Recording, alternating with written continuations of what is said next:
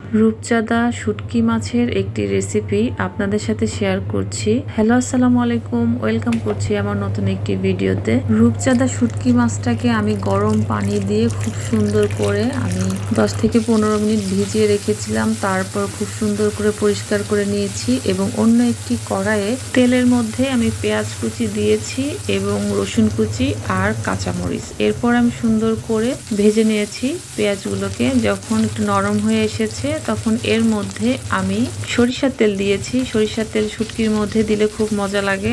এরপর এর মধ্যে আমি লবণ দিয়েছি, হলুদের গুঁড়া এবং শুটকি মাছটা দিয়ে খুব সুন্দর করে আমি কষিয়ে নিয়েছি।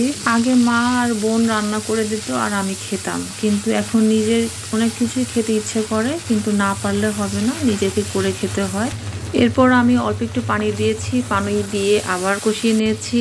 আর এর মধ্যে আমি জিরার গুঁড়া, ধনিয়ার গুঁড়া, মরিচের গুঁড়া, আদা এবং রসুন বাটা দিয়েছি এবং তারপরে একটু কষিয়ে নিয়েছি। খুব সুন্দর করে কষাতে থাকলাম এবং তারপর আমি আলু কুচি করে রেখেছিলাম এবং বরবটি কুচি করে রেখেছিলাম, সেগুলাও আমি শুটকির মধ্যে দিয়ে কষাতে থাকলাম। আর আমি এর সাথে দিয়েছি গাজর কুচি এবং পুঁই শাক। তারপরে সবকিছু দিয়ে আমি একটু পানি দিয়ে রান্না বসিয়ে দিয়েছি। আমার শুটকি রান্না হচ্ছে। একটা সময় ছিল যখন আমার রান্নাটাকে খুব বিরক্ত মনে হতো এবং আমি আমার মাকে বলতাম, তুমি সারাক্ষণ কিভাবে রান্না করো? কিন্তু এখন মনে হয় রান্না আসলে একটা শিল্প।